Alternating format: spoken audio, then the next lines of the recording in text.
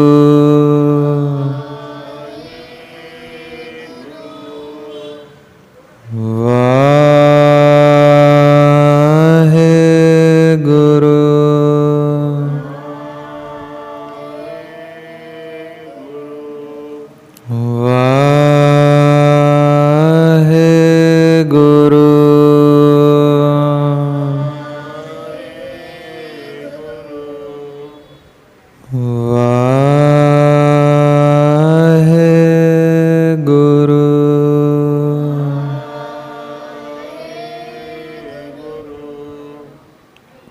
वाहेगुरु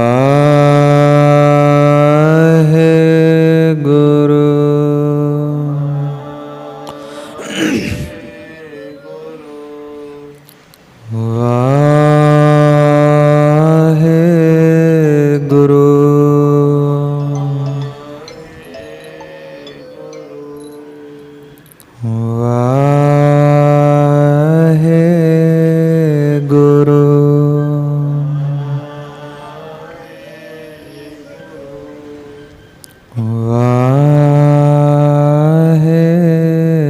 वाहेगुरु वाहेगुरु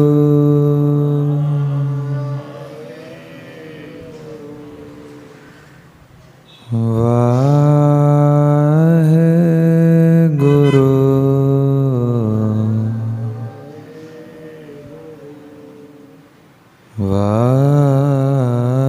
वाहेगुरु।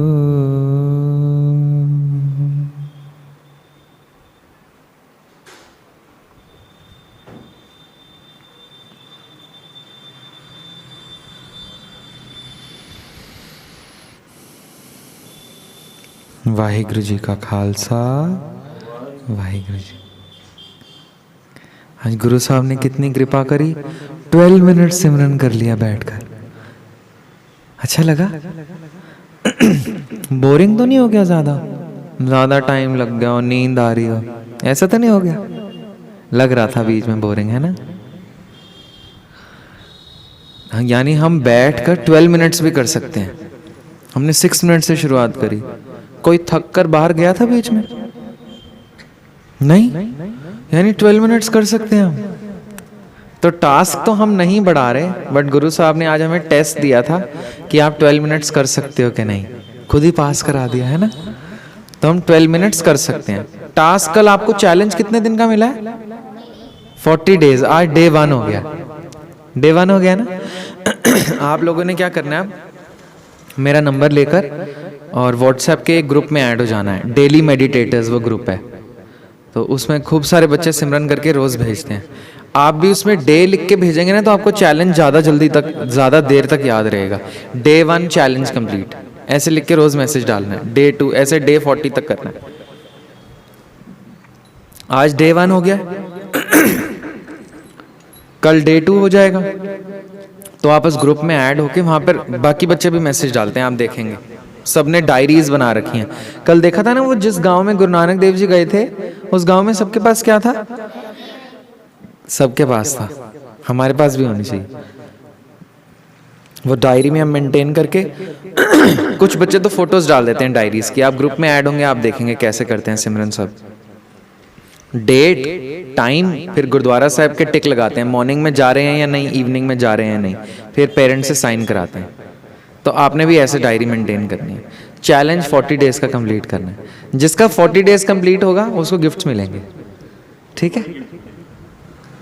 फिर 40 डेज के बाद और चैलेंज बढ़ जाएगा, ठीक है? तो सब चैलेंज जितने बच्चे पूरा करेंगे, मैं फोन करके पूछ लूंगा नरेश भाई जी से कि चैलेंज कितने बच्चों को कंप्लीट है। वैसे तो मुझे ग्रुप में पता चल जाएगा, आप रोज भेजेंगे तो ग्रुप में ऐड होना है, ठीक है? चलो कल के टेस्ट को कंटिन्यू करते हैं। मूल मंत्र के अर्थ किस किस को याद हो गए हैं पूरी तरह? इक्को ओंकार से गुरु प्रसाद, धारा को याद हो गए हैं। यश को याद हो गए? नहीं हो गए? कुणाल को भी याद हो गए? बीच बीच में लग रहा है कुछ भूल जाएंगे, एक बार रिवाइज कर लें। रिवाइज करेंगे ना, जितनी बार रिवाइज हम करते रहेंगे उतनी बार अच्छी तरह याद होते रहेंगे। कुछ तो सबको याद है। इक्को ओंकार भगवान एक, ये तो सबको याद हो गया। सतनाम, हाँ उनका नाम सच्चा है क्योंकि हमारा तो झूठा है। सतनाम हो गया। उसके बाद कर्ता पुरख, जो सबसे मेन जहां हम भूलेंगे वो ये है। सिमरन को तो अच्छी तरह याद है, कल भी सिमरन ने बताया था, आज यश बताएंगे।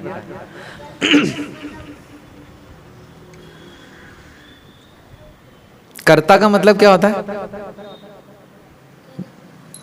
जिसने सब कुछ क्या किया है? बनाया है। Very good. और पुरख? उसके बीच में बैठ गया। जैसे हमें बना के हमारे बीच बैठ गया, छुपन छुपाई खेलते हुए हमारे बीच बैठ गए हैं ना, ऐसे ही उन्होंने काऊ को बनाया है, डॉग को बनाया है, कैट को बनाया है, बर्ड्स को बनाया है, रेप्टाइल्स को बनाया है, ऐसे बनाया, जितनों को भी बनाया, फिर ट्रीज को बनाया, प्लांट्स को बनाया, एक्वेटिक लाइफ, सबके बीच बैठ गए हैं। ये पुरख का मतलब है। इतना भी याद हो गया सबको? ये तो बहुत अच्छी बात है। निर्भव, हाँ जी, किसी से डरते नहीं है वो, किसी से भी नहीं डरते, आपसे भी नहीं डरते। अच्छा अच्छी बात है। वो क्यों नहीं डरते हैं किसी से, ये कौन बताएगा? बोले सोनेहाल सिमरन तो बड़ी प्यारी बच्ची है, सारे ही बड़े प्यारे बच्चे हैं। निर्भव इसीलिए है क्योंकि ना उनके बराबर कोई है और ना उनसे बड़ा कोई है, तो इसलिए वो डरते ही नहीं है। उसके बाद क्या आता है? निर्वैर। निर्वैर आप बताओगे? कल नहीं आई थी, आप बताओगे फिर? अच्छा देखो, कंफ्यूज नहीं होना। निर्भव में निर का मतलब क्या होता है?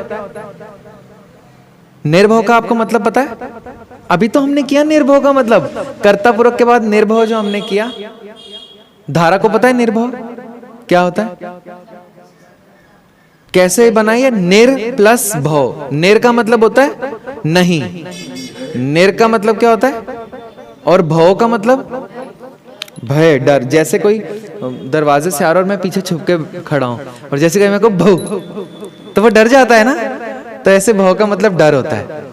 करते हैं ना वैसे शैतानी, तो प्रभु के साथ ऐसे करेंगे तो वो डरते ही नहीं है, क्योंकि निर्भव है वो। निर का मतलब होता है नहीं, निर का मतलब होता है, और भव का मतलब डर। ऐसे निर्वैर में निर का मतलब होता है नहीं, और वैर का मतलब वैर ही नहीं है, दुश्मनी नहीं है, वो सबके ही दोस्त हैं, है ना?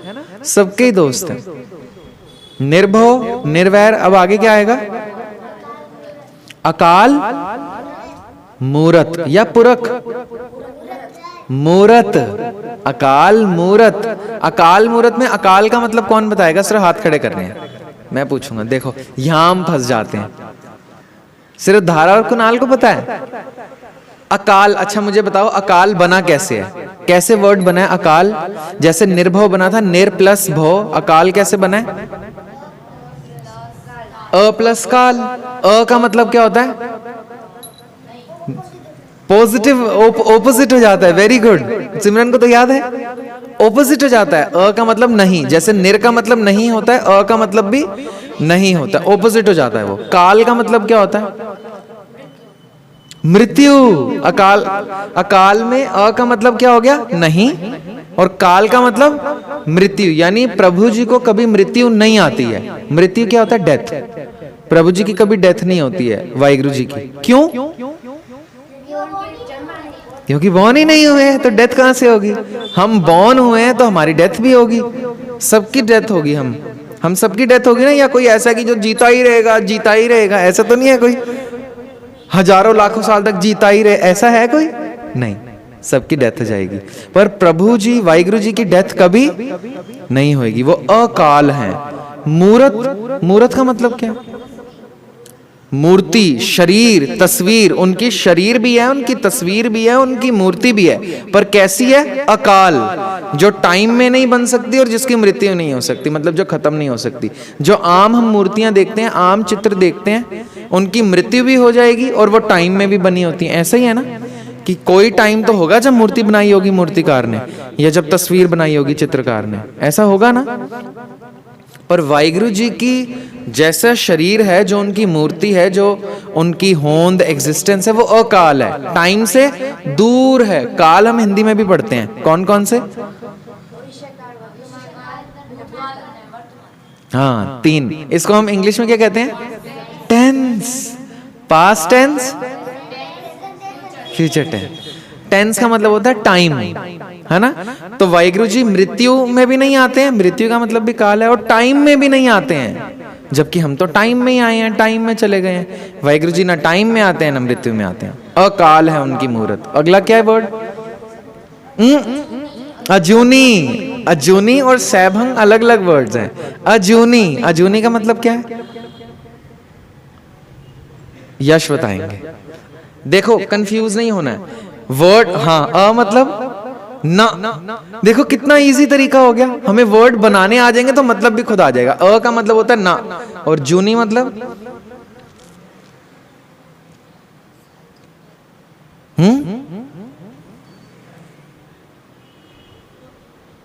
बताओ कुणाल।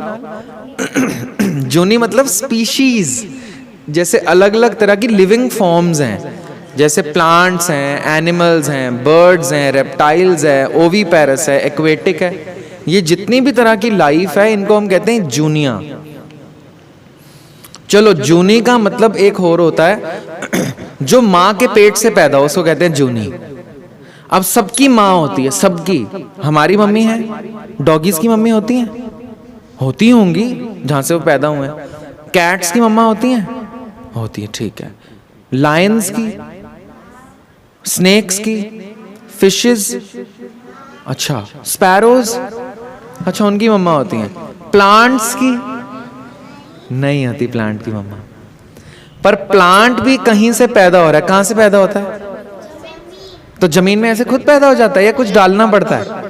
सीड डालना पड़ता है, तो सीड प्लांट की मम्मा है, ठीक है। अब ऐसे फैन की मम्मा है कोई? नहीं। वही बेड की मम्मा, मोबाइल की मम्मा, तो ये जूनी भी नहीं है, ठीक है। जिसकी मम्मा होंगी वो जूनी होगी। माइक की मम्मा है? नहीं, तो ये तंग करता है ना, बीच बीच में शोर करता है, इसकी मम्मा को कंप्लेंट करेंगे हम, पर है ही नहीं मम्मा इसकी, तो इसलिए जूनियर में नहीं आता है। आ रहे हैं जूनियर में, तो जूनियर में जब हम कहते हैं 84 लाख जूनियर, जूनियर तो बहुत हैं, जब गिनी नहीं गई तो 84 लाख कह दी, बहुत जूनियर हैं। उनमें से किसी भी एक जूनी में प्रभु नहीं आते हैं। मतलब भगवान ना इंसान हो सकता है, ना जानवर, ना परिंदा, ना पेड़ पौधे। अब ऐसा गुरु साहब ने पता है क्यों कहा है? कुछ लोग हैं जो मानते हैं कि गाय भगवान है, बिल्ली भगवान है, डॉगी भगवान है, लायन भगवान है, टाइगर भगवान है, या फिर कोई पेड़ पीपल भगवान है, नीम भगवान, धागे बांधते हैं आगे पीछे, है ना। गुरु साहब कहते हैं ये तो सब जूनिया है, जूनियों में आ रहे हैं ना ये सब, तो वो कैसा है? अजूनी।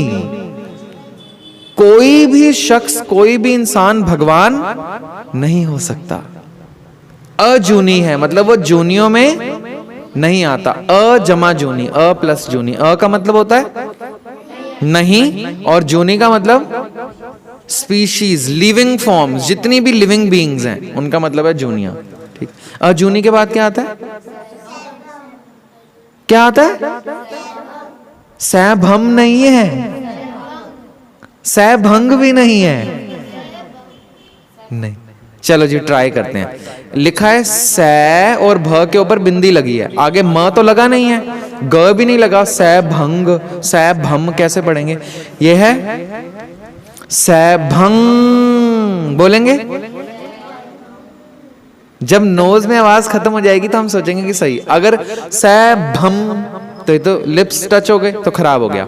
सैभंग, फिर गले से आवाज आ गई, नोज में बंद होनी चाहिए जब तक नोज वाइब्रेट हो रहा है। सब एक नॉस्ट्रिल पे हाथ रखेंगे, जब तक वाइब्रेट होगा तब तक बोलेंगे, उसके बाद नहीं। सैभंग बोलेंगे, ठीक है। सैभंग। जपजी साहब का पाठ याद है किसी को? याद है?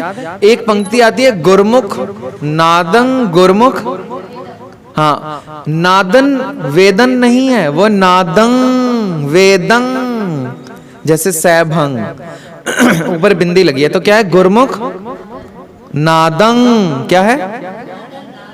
नादन नहीं, नादंग। जैसे सैभंग बोला, ऐसे गुरमुख नादंग बोलो,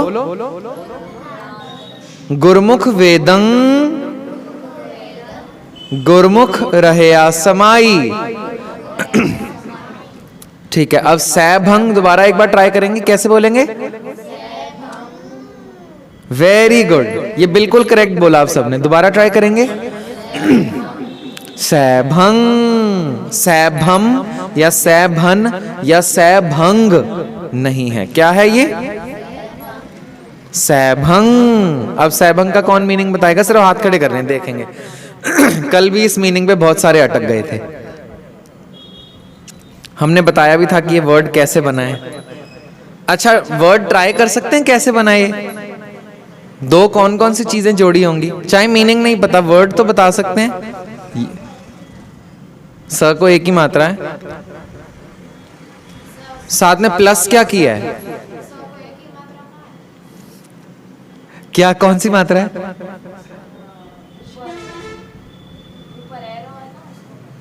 ए की मात्रा है, बढ़िया है। हाँ जी, सै जमा भंग ऐसे बना है, सै प्लस भंग। सै का अलग मीनिंग है, भंग का अलग मीनिंग है। सै का मतलब क्या है? शंभु। सैभंग शंभु से आया है। शंभु कैसे बने? स्वयं भू। कैसे बना है? स्वयं का मतलब क्या होता है?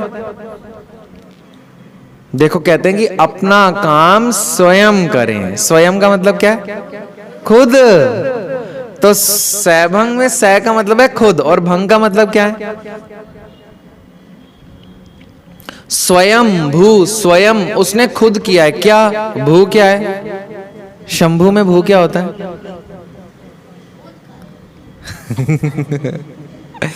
अच्छा, आपको, आप जहां पर बैठे हैं, धरती, इसका एक पर्यायवाची है जो भू से शुरू होता है। भूमि। भूमि है, मिट्टी को भूमि कहते हैं। जिस मिट्टी पर बैठा जाए उसको भूमि कहते हैं, और जो मिट्टी चलनी शुरू हो जाए उसको भूति कहते हैं। हम मिट्टी के ही बने हैं पर हम चल रहे हैं तो हमें कहते हैं भूति, और जो मिट्टी चलते हुए न दिखे उसको भूत कहते हैं। भूत से फिर हमें डर भी लगता है, पर भूत का मतलब है कि जो चीज नहीं दिख रही, जो गुजर चुकी है। जैसे मैं किसी रास्ते से गुरुद्वारे साहब आया हूं ना, अब वो रास्ता तो मुझे नहीं दिख रहा है, तो वो रास्ता मेरे लिए भूत हो चुका है। भूतकाल, पास्ट टेंस, गॉन। तो ऐसे भूमि, भूति, और आप हैरान होंगे, भुआ। भुआ कौन होती है? भुआ कौन होती है? रिश्ते में पता है कौन होती है भुआ? पापा की बहन। पता है भुआ कैसे बना? जिस मिट्टी से, भूतल से इंसान बना, उस मिट्टी को भूमि कहा। जिस मिट्टी से इंसान चलना शुरू हो गया उसको भूति कहा। उस मिट्टी से जो पिता बना उसको भौजी, भूति, या फिर आम भाषा में आप लोग क्या कहते हैं? महात्मा गांधी को पता क्या कहते हैं? बापू। ये भी भूपू था और ये बापू बन गया। अब बापू की बहन जो है वो क्या हो गई? बुआ। जैसे गुजराती में भ ब बन जाता है, आप बुआ कहते हैं ना, या भुआ कहते हैं?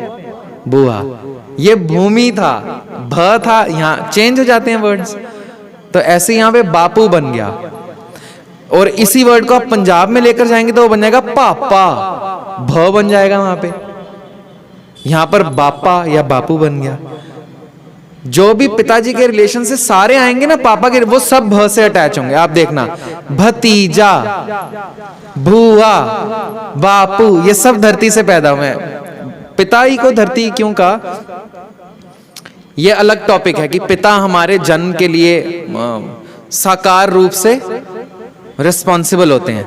तो भूमि धरती, भूति शरीर, स्वयं भू उसने खुद बनाया अपना शरीर। और कैसा शरीर है उसका?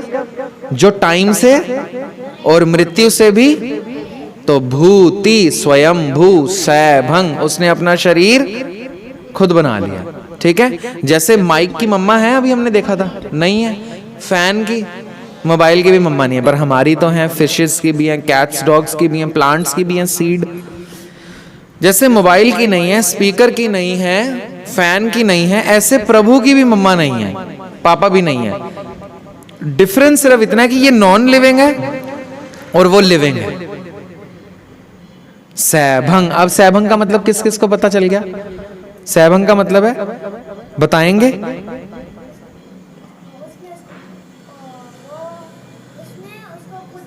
उसने अपने आप को खुद बना लिया। ये तो ऐसा है कि कोई पेंटिंग पड़ी हो और हमके पेंटिंग ने अपने आप को खुद बना लिया। पेंटिंग को बनाने के लिए तो पेंटर चाहिए, ऐसा ही होता है ना। फैन बनाने के लिए भी कोई चाहिए, बेड बनाने के लिए भी कोई चाहिए, माइक बनाने के लिए, पर वाहिगुरु जी को बनाने के लिए कोई भी नहीं चाहिए। वाहिगुरु जी खुद ही बना लेते हैं अपने आप को, उन्होंने अपने आप को खुद बना लिया। सैभंग, सैभंग के बाद आखिरी अक्षर है ओ, प्रसाद। वेरी गुड, याद है, गुर प्रसाद। गुर प्रसाद का मतलब क्या है? हाँ जी, गुरु की कृपा। गुर का मतलब गुरु, प्रसाद मतलब कृपा। ये जो इतना खूबसूरत भगवान है जिसके बारे में बताया कि वो एक है, एक ओंकार, जो सत्य है, जो करता है, पुरख भी है, जो निर्भव निर्वैर है, अकाल मूर्त है जिसकी, जो अजूनी, जूनियों में नहीं आ रहा, जो खुद को बना लेता है। ये मिलेगा कैसे? गुरु की कृपा से। और हमारे गुरु कौन है? गुरु गोविंद सिंह जी हैं हमारे गुरु, बिल्कुल। उनके बाद कौन गुरु बने?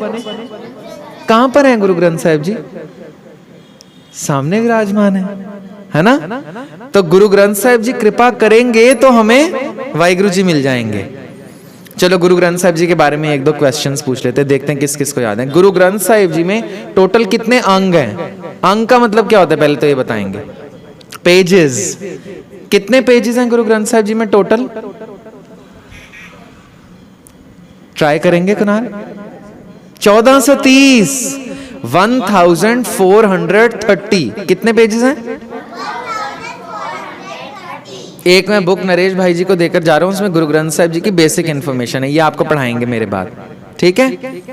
1430 पेजेस हैं। गुरु ग्रंथ साहिब जी को लिखा बहुत सारे लोगों ने मिलके है। टोटल काउंटिंग कितनी है? कितने कितने लोगों ने, कौन कौन गुरु साहिब थे, कितने भगत थे, पता है?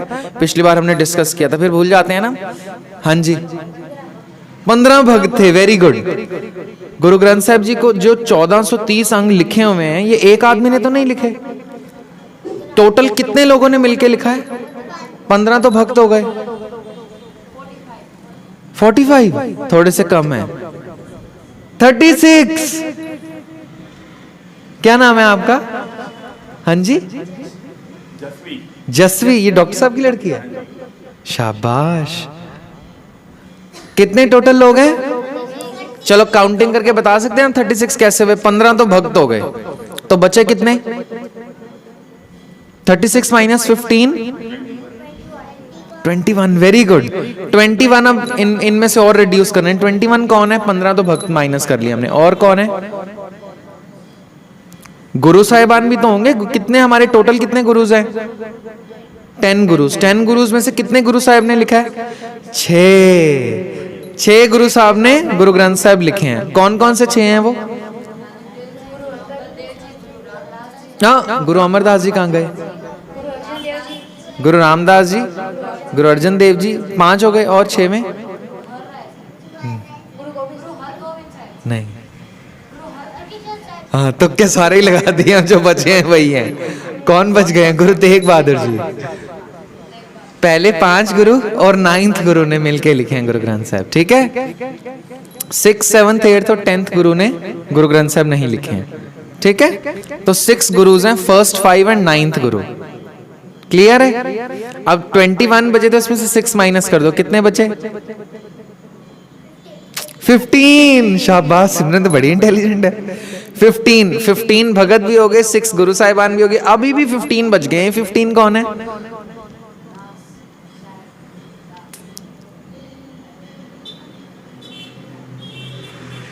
इनमें चलो मैं बता देता हूं, 2 अभी इनमें कैटेगरीज और हैं। एक है गुरसिख, कुछ सिख भी हैं गुरु साहब के जिन्होंने गुरु ग्रंथ साहिब में योगदान डाला है, और कुछ हैं भट्ट साहिबान। भट्ट साहिबान, भट्ट साहिबान क्या होते हैं? ये ऐसे कवि थे, एक ही फैमिली के 11 कवि थे। तो मैंने काउंटिंग भी बता दी। कितने भट्ट हैं टोटल? 11 कवि थे एक ही फैमिली के, जिनको कहीं से शांति नहीं मिल रही थी। कहीं से तो गुरु अर्जन देव जी के पास आए, फिर उनको वहां पे प्रभु मिल गए। जब वाहिगुरु मिल गए तो फिर उनको शांति मिली। फिर उन्होंने भी कुछ लिखा है, शब्द लिखे हैं जो गुरु ग्रंथ साहिब में। ये टोटल भट्ट कितने हैं? 11। तो बच्चे कितने थे हमारी काउंटिंग? 15 बच्चे थे। अब 11 माइनस कर दिए तो कितने रह गए? 4। अब ये 4 कौन है? 4 सिख हैं। 4 सिख हैं, कौन कौन से हैं? हाँ नहीं भाई, गुरुदास जी ने तो लिखे हैं गुरु ग्रंथ साहब। मतलब गुरु अर्जन देव जी डिक्टेट कर रहे थे और वो राइट कर रहे थे, ही वॉज जस्ट राइटर, ठीक है। बट कॉम्पोजिशन किसकी है, मतलब किसने कंपाइल किया, किसकी बाणी लिखी है? एक सिख का नाम आपको सबको पता है, गुरु नानक देव जी के बेस्ट फ्रेंड थे वो, भाई मर्दाना जी। चलो एक सिख का नाम पता चल गया। दूसरे और तीसरे गुरसिख 2 भाई हैं। ये गुरु घर में पहले रागी हैं हरमंदर साहब के। हाँ भाई सत्ता, भाई बलवंत, बोले सो निहाल। शाबाश, भाई सत्ता और भाई बलवंत। और एक जो है वो जो आखिरी बचे हैं, ये गुरु अमरदास जी के ग्रेट ग्रैंड सन है, पड़पोतरे हैं, बाबा सुंदर जी। कौन है? तो ऐसे हमारे 36 कंप्लीट हो गए। अब याद रहेगा कितने लोगों ने मिलके गुरु ग्रंथ साहब जी में बाणी दर्ज की है? 36। सबसे पहले गुरु ग्रंथ साहब जी किसने लिखवाए थे? लिखवाए किसने? जो गुरु ग्रंथ साहब का स्वरूप बना, जो हरमंदर साहब में रखा गया। हाँ, श्री गुरु अर्जन देव महाराज जी ने लिखवाए थे। कौन से ईयर में? 1604 में कंप्लीट हुए, 1604 में, ठीक है। और पहले बार इनको प्रकाश किया गया हरमंदर साहिब दरबार साहिब में, है ना। अब ये तो हमें पता चल गया कितने लोगों ने मिलकर गुरु ग्रंथ साहिब जी लिखे हैं और इसमें कितने पेजेस हैं। इसके अलावा भी बहुत सारी इंफॉर्मेशन है जो हमें पता होना चाहिए। गुरु ग्रंथ साहिब जी में मूल मंत्र लिखा हुआ है जो हम पढ़ते हैं? हाँ, लिखा ही होगा। कितनी बार लिखा है? इक्को ओंकार से गुरुप्रसाद वाला मूल मंत्र कितनी बार लिखा है? 5 बहुत कम है, देख लो। हाँ जी, 33, बोले सो निहाल। 33 टाइम्स लिखा है मूल मंत्र।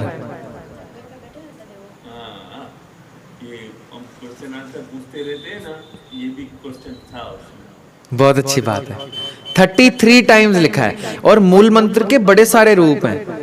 ये सबसे बड़ा मंगल है, सबसे बड़ा मूल मंत्र है। एक ओंकार सतनाम कर्ता पुरख निर्भव निर्वैर अकाल मूरत अजूनी सैभंग गुरप्रसाद। ये 33 टाइम्स लिखा हुआ है। मेनली मूल मंत्र रागों के ऊपर लिखा है। टोटल राग कितने हैं? 31। चलो इस क्वेश्चन को थोड़ा टफ करते हैं। 31 शुद्ध राग हैं, शुद्ध मतलब प्योर राग, पर कुछ राग हैं जो मिक्स बने हुए हैं। 2-3 राग को मिक्स करके बनाया है, उन राग को कहते हैं मिश्रित राग। मिश्रित यानी मिक्स राग। वो टोटल कितने हैं? शुद्ध राग तो 31 है, मिश्रित कितने हैं? 29। कितने हैं? तो 31 और 29 कितने हो गए?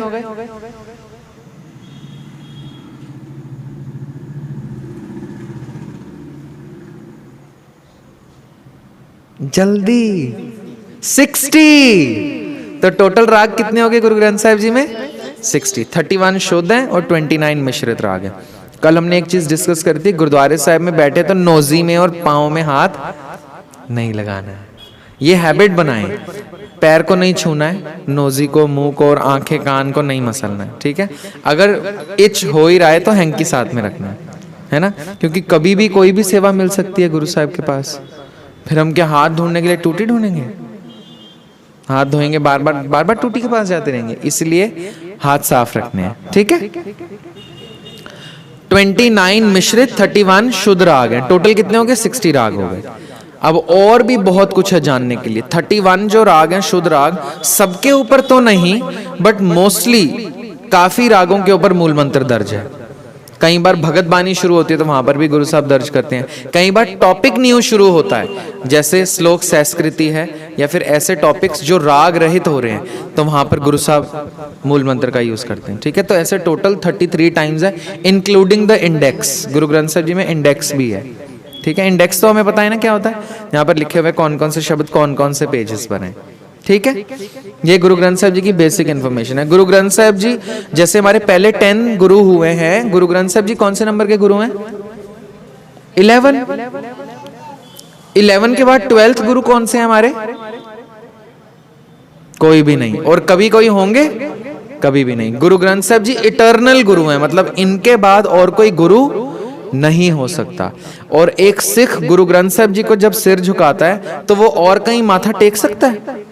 कहीं भी नहीं। सिर कटवा सकता है पर माथा नहीं झुका सकता। जैसे साहिबजादों की पता क्या एज थी जिनको नींव में चिंड दिया? आपको पता है एज? 7 and 9 years। उनको कहा था बस आप ऐसे थोड़ा सा सिर झुका दो, मत्था भी नहीं टेकना, बस ऐसे थोड़ा सा सिर झुका दो। गुरु गोविंद सिंह जी के अलावा, तब तो गुरु गोविंद सिंह साहिब गुरु थे, कहते हम सिर कटवा लेंगे, झुकाएंगे नहीं। 7 और 9 years। आप में से 7 years का है कोई? आप बड़े हो उससे? हाँ, मानव है ना, वो तो बहुत छोटा है। यानी आप सभी 7 years से बड़े हो। तो अगर साहिबजादा 7 years के सिर नहीं झुकाते तो हमें झुकाना चाहिए कहीं और।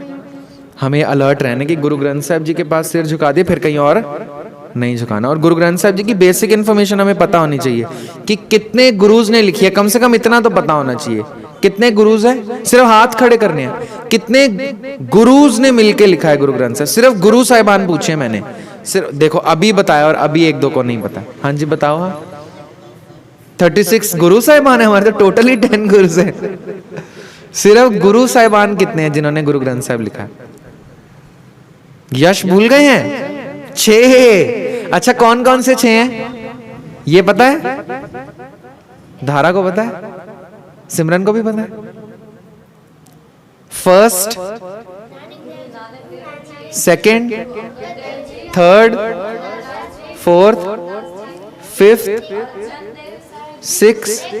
शाबाश, ये 6 गुरु हैं। पहले 5 और 9वें गुरु। ठीक है। जो सबसे पहले गुरु ग्रंथ साहब जी का स्वरूप लिखा था ना गुरु अर्जन देव जी ने, उसमें एक गुरु की बाणी नहीं लिखी थी। 5 गुरुओं की बाणी तो उन्होंने लिख दी, पर एक की नहीं लिखी। क्यों?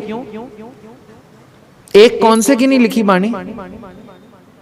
ऑब्वियसली कौन? क्योंकि तब गुरु तेग बहादुर साहब पैदा ही नहीं हुए थे। वो बाणी कहां से उचारेंगे? 5th गुरु साहब ने गुरु ग्रंथ साहब बनाए हैं ना। तो गुरु तेग बहादुर साहब जी की बाणी फिर किसने लिखी? किसने ऐड करी बाद में? हाँ जी, गुरु गोविंद सिंह साहब ने। सबसे पहले गुरु ग्रंथ साहब जी हरमंदर साहब में लिखे गए, रामसर साहब में। दूसरी बार कहां लिखे गए? जो गुरु गोविंद सिंह साहब जी ने लिखवाए। पहली बार तो गुरु अर्जन देव जी ने लिखवा दिए। राइटर थे भाई गुरदास जी, उनको कहा कि आप लिखो, मैं डिक्टेट करता हूं। वो गुरु साहब बोलते रहे और भाई गुरदास जी लिखते रहे। दूसरी बार गुरु गोविंद सिंह साहिब जी ने लिखवाए, पर कहां लिखवाए? ये भी पंजाब में ही लिखवाए हैं, बट एक तख्त साहिबान है वहां पर। 5 तख्तों के नाम याद है? याद है? सुनाओ, पहले तख्त कौन से? तख्त श्री, अच्छा ठीक है, चलो कोई भी सुनाओ। केसगढ़ साहिब एक तख्त हो गया, और दमदमा साहिब, पटना साहिब,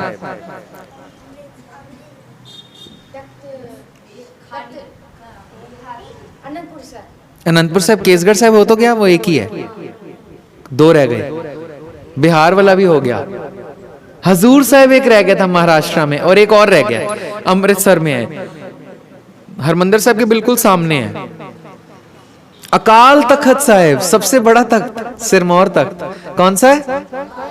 5 तख्तों के नाम आपने सुना दिए। पहली बार श्री गुरु ग्रंथ साहिब अकाल तख्त के सामने श्री हरमंदर साहिब में प्रकाशमान हुए, जो पास में ही गुरुद्वारा साहिब है रामसर साहिब, वहां पर गुरु साहब ने लिखवाए थे। दूसरी बार श्री गुरु ग्रंथ साहिब 10th गुरु ने लिखवाए थे, और राइटर थे भाई मनी सिंह जी। पहली बार राइटर कौन थे? भाई गुरदास जी। दूसरी बार राइटर कौन थे? पहली बार लिखवा कौन रहा था? दूसरी बार कौन लिखवा रहे थे? गुरु गोविंद सिंह साहिब महाराज। राइटर भाई मनी सिंह जी थे। कहां लिखवाया? अकाल तख्त साहिब में नहीं। चलो एक तख्त कैंसिल हो गया। बिहार में भी नहीं। दमदमा साहिब। तो दूसरी बार जो गुरु ग्रंथ साहिब लिखवाए गए, उन गुरु ग्रंथ साहिब जी का नाम ही रख दिया दमदमी बीड़। क्या रख दिया नाम? बीड़ साहिब। बीड़ मतलब स्वरूप गुरु साहिब का। दमदमा साहिब में लिखवाई गई तो नाम रख दिया गया दमदमी बीड़। ठीक है, दमदमा साहिब वाली बीड़। जो दमदमा साहिब में गुरु ग्रंथ साहिब जी लिखवाए गए, उसमें एक गुरु साहिब की बानी और ऐड करी गई थी। कौन से थे वो? अभी तो बताया गुरु तेग बहादुर जी। तो ऐसे 36 कंपाइलर्स कंप्लीट करके गुरु साहब ने उस भीड़ को, उस रूप को अपने सिंहासन पर बिठाकर और उनके आगे माथा टेक दिया। किन्होंने माथा टेका? गुरु गोबिंद सिंह साहब ने गुरु ग्रंथ साहब को माथा टेका। यानी ये उनसे भी बड़े हैं। अगर गुरु गोबिंद सिंह साहब गुरु ग्रंथ साहब को माथा टेक रहे हैं, फिर हम कहीं और टेकते शोभा देते हैं? नहीं। फिर उनको माथा टेक कर गुरु ग्रंथ साहब जी की परिक्रमा करके और कहते हैं, आज्ञा भई अकाल की तबे चलायो पंथ, सब सिखन को हुक्म है गुरु मान्यो ग्रंथ। चलो अब ये दोहरा मुंह से निकल ही गया तो इसको कंप्लीट कर लेते हैं। गुरु ग्रंथ जी मान्यो प्रगट गुरां की देह का मतलब पता क्या होता है? हाँ जी, शरीर। कहते हैं गुरु ग्रंथ साहब जी को सारे गुरुओं का शरीर मानो, यही शरीर है।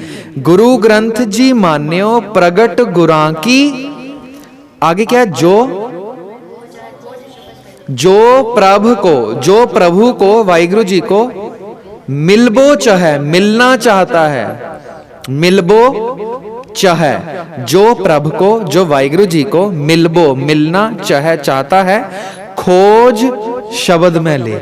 अगर प्रभु को मिलना है तो शब्द में खोजो। तो शब्द में खोजने का सबसे अच्छा तरीका है नितनेम करना, जपजी साहिब का पाठ करना, जाप साहिब, सवैये, चौपई साहिब, आनंद साहिब, शाम को रहरास साहिब और सोते वक्त सोहेला साहिब। इतना तो कम से कम करना।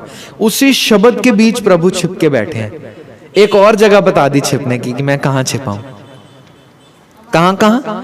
एक तो हमारे हृदय में, दूसरा संगत में, तीसरा शब्द में। यहां छिपे हैं, अलग अलग जगह जा रहे हैं। कहीं तो ढूंढेगा मुझे, हम फिर कहीं और जा रहे हैं ढूंढने। जो प्रभु को मिलबो चाहे, खोज शब्द में ले। आगे क्या लिखा है? राज करेगा। उसके बाद कल ना हम अरदास कर रहे थे तो यहाँ पर कोई भाई साहब खड़े होंगे, मेरे को तो सुन रहा था, सिर्फ मेरी आंखें बंद थी। जब हमने दोहरा पढ़ा तो मैंने जब बोला राज करेगा खालसा, तो उन्होंने पता है आगे से क्या कहा? बाकी रहे ना कोई। मैंने कहा बाकी रहे ना कोई, ये तो ठीक है। बाकी रहे ना कोई लिखा है, क्या लिखा है? आकी रहे ना कोई। आकी का मतलब पता क्या है? देखो हमें तो मतलब पता ही नहीं और रोज दोहरा पढ़ रहे हैं। राज करेगा खालसा। गुरु साहब का बुलंद बांग वाक है कि खालसा का ही राज होगा सारी सृष्टि पर। कहते हैं आकी रहे ना कोई। आकी का मतलब होता है गुलाम, बंधक, गरीब। कोई गुलाम नहीं रहेगा जब खालसा का राज होगा। कोई नीची जात का नहीं रहेगा जब खालसा का राज होगा। मतलब सब बराबर हो जाएंगे, एक ही लेवल। जैसे अमृत छकते हैं तो सब बराबर होते हैं, एक ही बाटे से अमृत छकाया जाता है। तो गुरु साहब कहते हैं जब खालसा का राज होगा तब आकी कोई नहीं होगा, गुलाम कोई नहीं रहेगा। इसका बहुत बड़ा सबूत है हमारे पास। जब महाराजा रणजीत सिंह जी का राज था ना पंजाब में, तब उनके राज में जेल ही नहीं थी, तो गुलाम कोई था नहीं। कितनी हैरानी होती है, कोई चोरी ही नहीं करता था उनके राज में, जेल ही नहीं थी। सबसे बड़ी सजा उनके राज में थी, यदि किसी ने कोई जुर्म कर दिया तो देश निकाला दे देते थे उसको, फिर वो तड़पता रहता था। ऐसा देश कहां मिलेगा जहां पर महाराजा साहब होंगे रणजीत सिंह जी जैसे। वो इतने अच्छे महाराजा हो निकले, जैसे गुरु साहब ने बताया था। एक बार वो ना अपने घोड़े से जा रहे थे तो प्रजा में एक औरत आई भागते हुए और तवा जोर से उनके पांव पर मारा और घिसने लगी उनके पांव से। उनको तो लग गई। उनके सिपाहियों ने पकड़ा और औरत को झाड़ा चितराई, तू क्या कर रही है, तेरे को पता नहीं है महाराजा साहब है। उनको लगा दिया तुमने तवा इतनी जोर से। कहती है नहीं नहीं, मैंने सुना था कि आप कहते हैं कि ये पंजाब के पारस हैं, और पारस एक मणि होती है, अगर लोहे को छुओ तो वो क्या हो जाता है? सोना हो जाता है। एक ऐसा पत्थर होता है पारस। तो कहती मैं लोहा तवा लगाकर देख रही थी सोना होता है या नहीं। तो महाराजा साहब घोड़े से उतरते हैं, तवा उसके हाथ से खींचते हैं और अपने अहलकार को कहते हैं तोलो ये तवा कितने किलो का है। जितने किलो का तवा निकलता है उतने किलो सोना देते हैं फिर उस औरत को। ऐसा राज था उनका। एक बार जा रहे थे तो बच्चे फ्रूट तोड़ रहे थे पेड़ से पत्थर मार के, तो वो एक पत्थर महाराजा साहब के ऊपर लग गया। पकड़ लिया उनको, महाराजा साहब को मारा तुमने? तो कहते नहीं, हम तो फल तोड़ रहे थे पेड़ से, हमसे गलती हो गई। तो महाराजा साहब ने कहा पेड़ को पत्थर मारते तो फल मिलता है, महाराजा को मारा तो कुछ नहीं मिलेगा।